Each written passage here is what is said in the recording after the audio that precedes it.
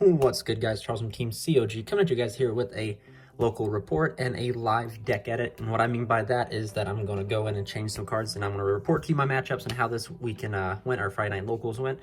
And then I think this is like number 3 or 4, maybe 5 of local report. It's a series that I've started that every time I go to locals, I just give you guys the lowdown of what happens, whether it be good, whether it be bad. Let you guys know what happened, what you can change, and potentially my insight from that local. So without further ado, let's just go ahead and jump into it. So again, guys, Imperium Duelists supplied the deck box. Not sponsored by them just yet. Still waiting for my package. But if you guys do want to pick up a deck box like this, head over to their website. Just let them know that Team COG sent you.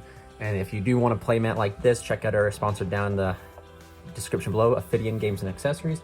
And without further ado, guys, let's just go ahead and jump into the local video. So we had a 13-man or 14-man locals. And it was really good. Like, I ended up getting 7th place, which isn't, you know, like amazing, but like my matchups like were really good. I finally got a really good Shadal matchup, so I got to learn a lot of aspects from that. I got to play Altergeist, which I still got. I got spear moded in that matchup, and then I had to play Layer and then some sort of Morphonic or no Reptilian deck. So like those two wasn't too big of a deal, and that's really not what I wanted to see there. However, when you go to locals, sometimes you will not see the meta decks you want to see or testing it. So, but some changes are going to be made here in the deck, and you guys are going to get to see them. So yeah, let's just go ahead and let me go ahead and get rid of that. We don't need that. My round 1 was against the Layer, and Layer wasn't too bad, to be honest with you. It was a quick 2-0. I won the dice roll. Nothing can be said much about that match. One change I did make to the main deck is, before the event, is I did add in Crown, because it's so, like, if you guys don't know this channel, I've always liked Crown. Crown to me has always been like one of my I've always wanted to incorporate Crown. Ever since World Chalice was released in Code of the Duelist, and I realized like they were giving every World Legacy archetype like a relic of theirs. I was like, man, I hope I get my own World Legacy archetype, which Crusadia was, with a very good playable relic. And they did. They gave us Crown. It's not a level 4 extender. It's not a dragon, so that's why I opted not to play it.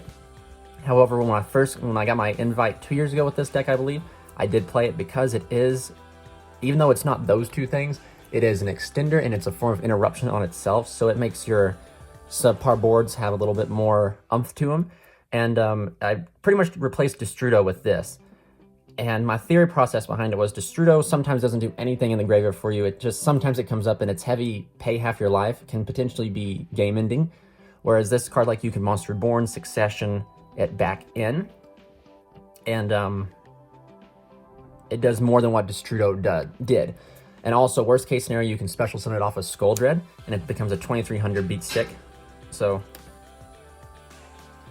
not much, like, I really don't regret playing this. And another reason that I decided to play it was because it baits the Appaloosa. It's a hard answer to the Appaloosa.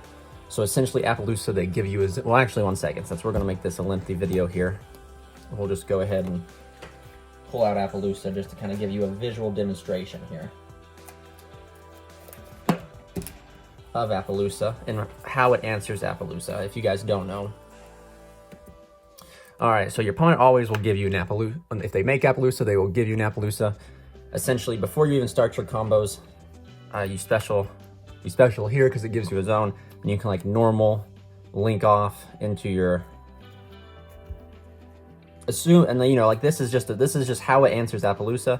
I'm not saying it answers everything, but you can just link off into your Magius here, and then you can special summon like Reclusia. In this certain scenario, this is actually very good. You can use a Reclusia Chain 2, Chain 1, target and destroy this. This will have to respond to Reclusia, but then you contribute the Crown as Chain Link 4. So Chain Link 4 to negate the Appaloosa. It does destroy, and you don't even really have to use it to on the Appaloosa. That's just assuming that they that's all they have is the Appaloosa. This could actually be used to push or bait another problem card, so you force the Appaloosa to stop the Reclusia, and Crown answers the Goddess Bow. However, if it was not, like, say, Reclusia, and you just had, like, an extender in your hand, whether it be, like, the Familiars, a Danger, whatever variant you're trying to play, you special here, trigger the Magius, Appaloosa responds, you chain the Crown, just negate and destroying the Appaloosa, And that was really what I was kind of worried about in this sense. To be 100% honest with you guys, I really didn't respect Winda as much as I should have. So that's my fault in this tournament. You guys will figure out why. But that was my reason for playing Crown. There's a few changes in the deck I'm going to make. Actually, like I said previously, like you're going to witness it here. This guy here, I'm really contemplating taking out. I'm not going to lie. There's another smaller YouTube channel. It's like Akeem TCG is his name. He's a Crusadia duelist as well. He's actually cut this guy completely, but he plays like he plays Gizmek Kaku and Gizmek Orochi. And I do have a Kaku that I was planning, Kaku, I can't speak it rightly, but I do have one of those that I was thinking about playing. However, like, I don't think, the reason I was going to play it is because it's an out to Winda, but assuming that the Master Rule is coming up too, and even though like links are still going to be prominent, and I'm pretty sure they're still going to end on like a link up there, you can't, like, sometimes they won't, and then you're technically you're out to Winda if it's Kaku, will not be viable. But I'm still contemplating. Like, the games that I hard lost was because I saw this in my hand. But in the long run, in those games that I lost because I saw him, it didn't matter because like they had Winda, the Winda player had Winda up on the field, and I couldn't summon it regardless. So it's definitely, the only reason you play this is because it's so powerful, and it's only live when you get to this certain point in your combo. And what I mean by that is it's only live when you get to like this, because this potentially can be the first dark you put in your grave outside of the Crown. So actually that's another reason why Crown's in here, is because Crown is technically a dark, and if you have to use Crown to extend with, Crown goes to the graveyard and then it makes the white dragon live. But that really, realistically, and you don't really want to do that, but you gotta do what you gotta do. But without the Crown, since it is a 1-of, this is the point in the combo where it's live, because this will be, regardless of this gets ashed or veilered or whatever happens to this is the first point in your entire combo where a dark will go to the graveyard. And that's what's important, and that's why this card's bad. So this card is the dead card in your hand up till this point in the combo, when if this card was a potential extender like the Black Dragon, it would be live and you could potentially play through this card getting hit. If this card gets hit here, if you don't have extenders, or you have this card in your hand, it does nothing. You're forced to link into a link 3 like Triple Burst and then go off with this. So I just, necessary evil, I don't know. However, if you guys are fans of the Witchers, evil is evil, greater, lesser, it doesn't matter. Evil is evil, and gosh, this card's evil. It, along with Crawler or my Faithful 2, they always come and see me in my hand. But anyway, moving on. So after Layer, I played Altergeist, and that was a 1-2. He got me. I actually won where I thought I was going to lose, and lost where I thought I was going to win. So I lost the dice roll. He went first, and you're already thinking like, dang, Altergeist, that's going to be kind of rough. And actually, my opening hand was this right here. I actually remember it so explicitly going first that I have to show you. Where's she at? It's the Inari Fire. It was these 3 right here, and as you guys know, if you don't open a Crusadia, you can't play. So all I did was activate Waterfront, and then just hope to draw into Crusadia. I knew it was Altergeist, so I knew they couldn't kill me like their turn 1, so I was safe for 1 turn. But he did set like 3, and then I drew into Arborea. And this is kind of where he made the mistake. I did set the 2 call buys, so I had an answer for an Ash Blossom and I think a Milliseek that he had. So these 2, the call buys came in clutch, but he made a very big mistake, because when I normal summoned Arborea, I linked into Magius. He had a Solemn Strike set, and he should have striked the summon, but I didn't. He was probably hoping to strike the effect, and because just in case I get out another one, I could still use it, but he was waiting to strike the effect, and then I just summoned my 2 guys, made Dugaris, attempted to activate Magius. He attempted to strike. I banished the Arborea to protect it, and then just used Dugaris to draw into another Ranru and a Draco. So my draws were busted off of it, and I just continued on. But yeah, so that was my round 1 hand against him. Was this right here, and it was awful. And I ended up winning that one. I didn't expect to win that one. Game 2, he ended up going first, and of course, as you guys know, we're normal summon reliant. So that means if they stop our normal summon and bounce it back with Siliquitus, we really can't play, and that's continually what happened. Normal summon Arborea, bounce it back. Normal summon Maximus, they bounce it back. So game 3, though, I sided in Twin Twisters. because I was like, well, if I go first, I still want to have the ability to stop their back row. And I made a very crucial mistake in this match, and this actually might subject my side to change, maybe, depending on if this card continues to see more play or if the Rock sees more play. But I ended up making a very, I wouldn't say subpar. I ended up when I made my Saryujas, I put back Arborea, which I shouldn't have, and that denied me access to my OPHIDIan Dragster, which is better in the excuse me, in the Altergeist matchup. So I was just forced to make Dweller. I made this in Dweller, and I had Twin Twisters in hand. So like even in this board here, I knew if I set Twin Twisters, and I knew if I set Crawler would get me a World Legacy card, which then I could pitch off of the Twin Twisters if I needed to snipe back row and then continue to win. However, my crucial play was you don't always do this, but I always have, during the standby phase, I shotgun the Crawler to get the Surge so that my Equalmax is live, and that's when he raw spear moded me, sucked up everything, and yeah, he just sucked up everything, and that was it. That was all she wrote. I just had a World Legacy Succession in hand and nothing. So I think in the future, depending if raw spear mode becomes more prominent, Crawler might wait until they commit a little bit more as in a normal summon or something like that, because potentially he didn't set any spell traps either, so my Twin Twisters was just dead in my hand too. What he eventually did do on turn, I went first, second, turn 3, he ended up evenly I had my Twin Twisters still set. He evenly his spear mode, my World Legacy Guard Dragon, and my Twin Twisters, and then he activated Multi-Faker off the evenly. So like my Twin Twisters was sitting here dead. So it was just one of those games where I had a good hand, but he had a better hand. He gave it to me, so that's all right though. But that's what I learned though, and now. So if spear mode does see prominent play, or you guys are playing against someone who you know side spear mode, hold out on the Crawler until they at least commit to the normal summon, or just hold out completely if you possibly can. Or if you potentially have to wait till the battle phase to do something, so they can't normal summon during the battle phase, you can do it, get your Surge, and then tribute it off in the battle phase, so then you're back down to 2, but you get the equal max effect to negate something. Just hold out for that if you can. Round 3 was Shadal, and this is where the changes are going to come in right here, actually. Shadal, so I found out I have 0 outs to Winda in the main deck. Like, I have no outs to it. So if they go first, or they win the dice roll and they make Winda, I legitimately cannot play. So that was where I didn't put enough respect towards the Winda. And that's what I'm going to fix right here. And I was going through my mind, talking it over with the guys, what could I put in for Winda to like answer it.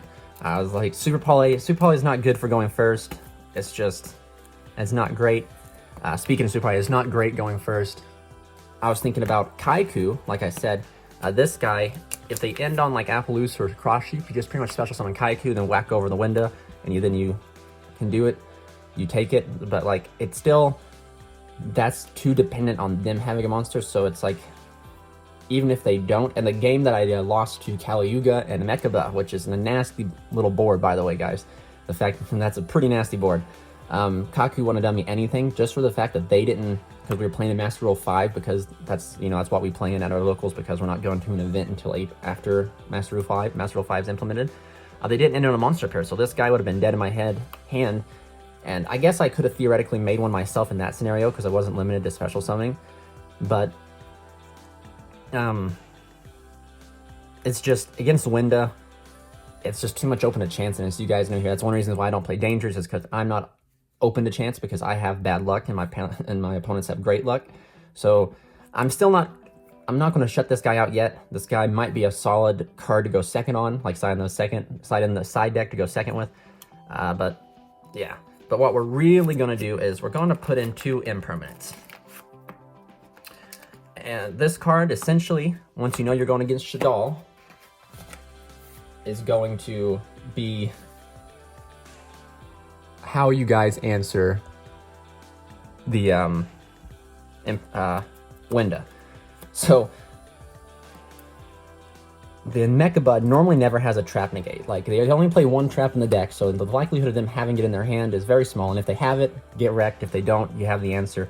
So you just smack this down, negating the Winda, and then you just play off, because you can play around Mechabud pretty easy. It's just being able to play it all, and that's what Winda prohibits you from doing. So that's why I'm going to put in Infinite Impermanence. And a big shout of advice to you guys is don't use this. If you see this in your hand, don't waste it. Don't try to imperm something, because Shaddols are really resilient. The Invoke Shaddol variant is really resilient. So if you imperm the Alistair, they're already going to have an Invocation in hand, probably, or a Fusion spell in hand. That's what I learned about with Droll here. I ended up drolling, and then he had two drolling after he searched the Alistair with Magical Meltdown. He had two Invocations in hand and still went off. Like, so my advice to you guys is hold this for the Winda if you know you're playing against Shaddols. If you're not playing against Shaddols and you kind of know like you're playing against another deck that you know has a certain choke point, use it. It's good, and the reason I'm using this card is because it's good going first and it's good going second. If you know, like my first list I ever topped with this deck, I played 3 Ash and 2 Impermanence, and that was my theory behind it. Is worst case it's a card you can set going first. That's another form of disruption that fuels the Gamma Seal. Or it's a card going second to where you can plop down and negate stuff and have interaction during your opponent's turn, because we're all gassed, but we need something. And the cards we're taking out for it is Pot of Avarice and Reinforcements of the Army. And the reason we're doing this is because Reinforcements of the Army is subjected to Droll, and we can play through Droll if we can get our search off of Magius and get to like Draco and wherever Magius is over here. There he is. When we can play off Magius's search. But if they draw us after Reinforcing the Army, we are really we're up the creek without a paddle, and this Crusade can't go any farther without a paddle. So we're going to cut this out because just Droll's too prominent in the format and in the side deck. I don't want to lose to Droll. And Pot of Avarice is kind of in the similar boat, but Pot of Avarice is almost just like the White Dragon. You'll always see it in your opening hand, and when it's in your opening hand, it's dead. And most times, if they stop you or your hand's subpar, which this card always seems to be in my hand when my hand is subpar, it doesn't do anything. It's just a dead card. It's a great card when you don't see it and you draw it off your like last Saryuja and you just activate it, put everything back and do it again. However, I think in the sense of if I make my ending board with Equimax, Gamma Seal, Dawn Dragster, Equimax, Gamma Seal, and Abyss Dweller, or Equimax, Abyss Dweller, and Dawn Dragster without the turtle, I shouldn't need to put everything back and try again. I should be winning at that point. So these are the 2 cards that I'm going to cut for the Infinite Impermanences, and we're going to go ahead and put them right on in because we need to have a main deck out to Winda. And so there we go, guys. We have a main deck out to Winda. I think this is the most traps I've ever played in the deck, if you really count like Shade Brigandine, Impermanence, and the Crawler. So I think now I play a total of 5 traps. But this guy right here, he's just a he's just how do I put it? He's a monster extender more than a trap. It's just you could really, if you were worried about the trap lineup, you could potentially play the Hat Trigger. I think Hat Trigger. He's another monster you can play instead of the traps if you're worried about seeing so many traps. But I don't even view this as a trap. I view it as a monster. I mean, if you draw into the second one, it's dead because there's already going to be one in grave. But it's a good defensive card that you can set. So that's my thought. And it also allows us to play through hand traps too, because you're able to activate it. It goes up. You can make Winged Spider and trigger your Crusades effect. So it's not really dead in your hand, and it makes it level 4, so you can always constantly make level 4. So I really like Shade Brigandine, but if you guys aren't a fan of Shade Brigandine, you can also play the Phantom, not the Phantom Knight. You can play 4-Mage Hat Trigger, I think. So yeah, so that's what we're going to give up here for those. So if you guys are liking this sleeve, Imperium Duels 2, just let them know Team COG sent you. And hopefully within the next week or so, we'll be able to get you guys a discount code and everything for that. But yeah, guys, so that's pretty much it for the main deck. That's what we're editing. If you guys, I don't really think there's a need to do an updated profile, but if you guys want an updated profile, I can go through it since they have been some minor changes to the deck. Spear Mode hurts, but we'll now move on to the side deck. So for the side deck, I decided to play 3 Dark Rulers, 3 Dimensional Barriers. These were Lancias, 2 Drolls, and 3 Twin Twisters. So D-Barrier is a phenomenal card. That's my theory with D-Barrier was go first, set it, go second, set it, like stall your opponent out, whatever. So D-Barrier stays in. Also take note, if you're this deck's worst matchup in the history of matchups is Cyber Dragons. because like if you see the turtle, they're not winning. But if you don't see the turtle, which they can play enough hand traps, they play enough disruption that sometimes they can prevent you from seeing the turtle, or you yourself won't see the turtle. So D-Bear is a good card to side in for that, because you flip it in the standby phase and they can't contact out your Equimax because you declare fusion. So that's just a good counter side against that deck if you guys are struggling with that deck. So these I took out for, or these were Lancias, and I took these out originally for these. And I kind of missed them because Kaiju, and like in theory, Kaijus don't do enough. If you Kaiju the Winda, they still have the Kalyuga, and both are problems. However, I did miss them because I had no answer. Like, I'm being 100% honest with you guys. I had no answer to Winda except for going first. So I did miss them, so that's why I fit them back in. And Lancia, Lancias are, they're good. But however, with Orcus not being so prominent, Thunder Dragon not being so prominent, I thought it was okay to kind of take them out of the side, because essentially this can answer the Titan, this can answer the Dingritsu. You can put in Twin Twisters to answer the Crescendo or the Field Spell.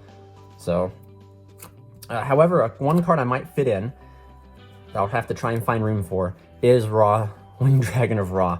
If that Ra Spear Mode sees more play, and that's what people go to instead of the Rock, because the Rock can be responded to, I'm going to totally put Ra in here, because when I got Spear Moded, I really wish I would have played Ra, so then I could have summoned Ra.